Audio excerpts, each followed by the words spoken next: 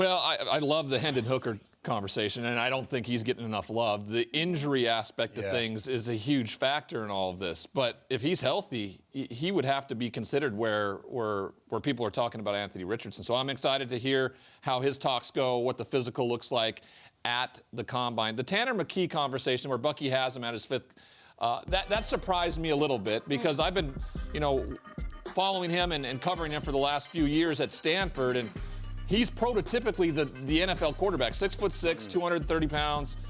But, I mean, he hasn't been great.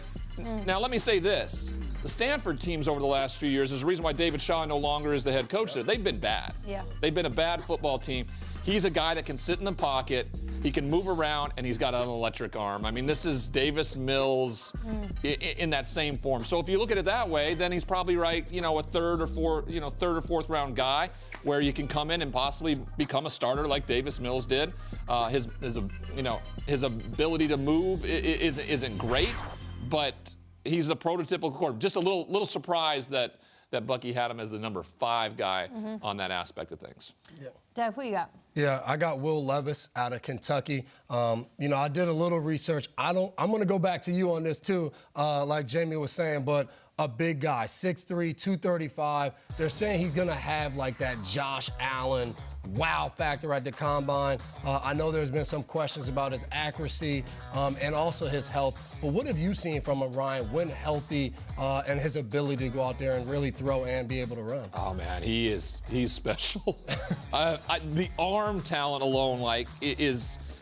I watched him throw in a gymnasium, and the ball never got below the 10-foot mark of the basketball hoop. And it was on a line and was all the way across the gymnasium. And that is unparalleled arm talent. And that's going to, be showcased at something like this, the Combine.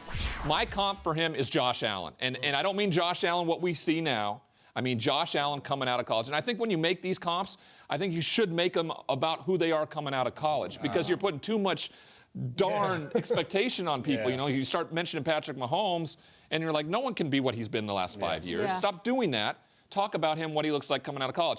Josh Allen coming out of college, smaller school, didn't have a great last year. In fact, didn't perform very well against some high-level talent. Same with Will Levis this year in the SEC. They weren't as good. He didn't have Liam Cohen as his offensive coordinator like he did the year before.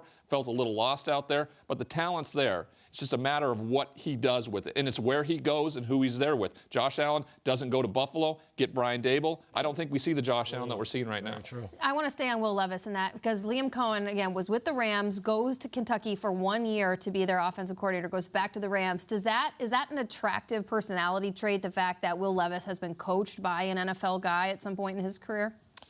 Yeah, I mean, I think so. It's like a playbook, a brain. It's a pro-style offense. But most things that we see in college these days, there's implementation of it in the NFL. That's why I think collegiate quarterbacks are having such more success at the next level than they did before, because these NFL coaches now, they're not imposing their will on these players. They're like, this is what this guy does really well.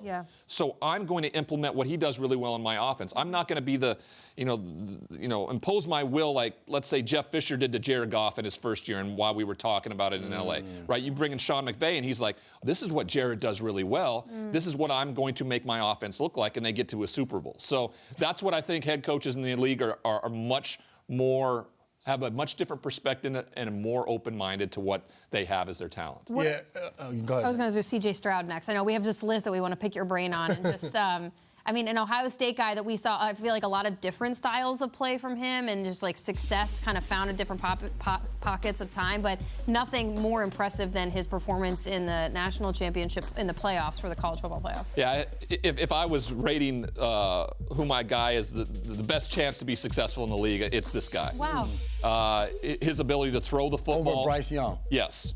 Yes, just because you have too many questions about Bryce Young's size. Okay. This guy, if you put them all down on paper and said, this guy has the best chance at success, I believe, because of all his attributes, his size, his arm talent, the fact that he threw to NFL wide receivers, Garrett Wilson, Chris Olave. Some people talk about, well, maybe they made him better. Well, I do think he made them better and got them to a place as well. This year with Marvin Harrison Jr., as well with Jackson Smith-Njigba as well. So he's had some great wide receivers. He's going to have that kind of talent when he gets to the NFL. well. I like him as the best. You never know. There isn't a quarterback in this year's draft where you would go, it's Joe Burrow, it's Trevor Lawrence. Yeah. And I think that's why the conversation around the Chicago Bears on what they're willing to do with the #1 overall pick, there isn't that guy that you want to, go all in on. Well, let's throw another guy that's mentioned amongst the top there, and let's talk about Anthony Richardson, because right now the dual threat quarterback is what we're all looking at, and you watch him at Florida and some of the plays that he was able to make with his feet and how fascinating and how he jumps off the film when you're watching it.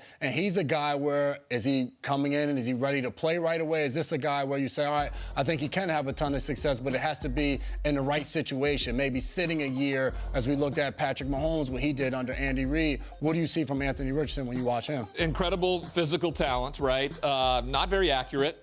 We saw that, but he made big plays in big games. The win over Utah in Week 1 was incredibly surprising because Utah is so well coached, and he really presented problems for that defense. Now, general managers have FOMO. It's just plain and simple. They have a fear they're going to miss out on the next great franchise quarterback. And so in that vein, they're going to reach for somebody like Anthony Richardson because he just makes you think that this could be so great for us down the stretch. So if you do it, if you commit, you better have a plan in place.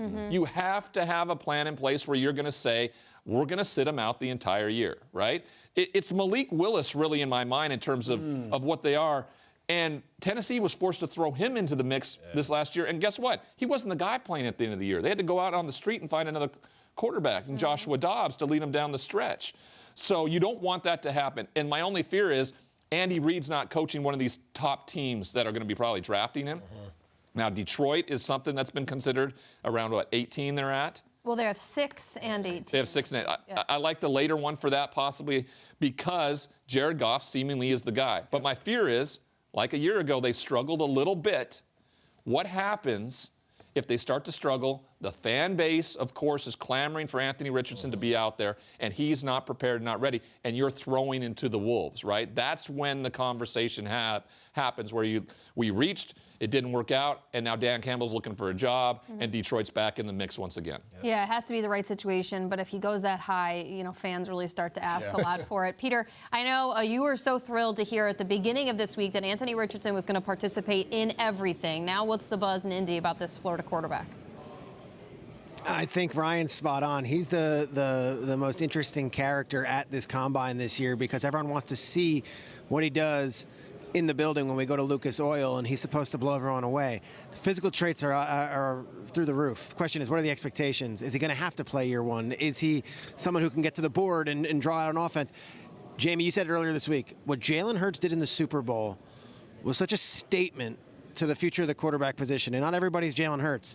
But Anthony Richardson has shown physical traits and the ability to lead in big moments that there is a glimmer of, oh, I can get that, and I can put that on my team, as opposed to a quarterback in his late 30s who's immobile in the pocket in 2023.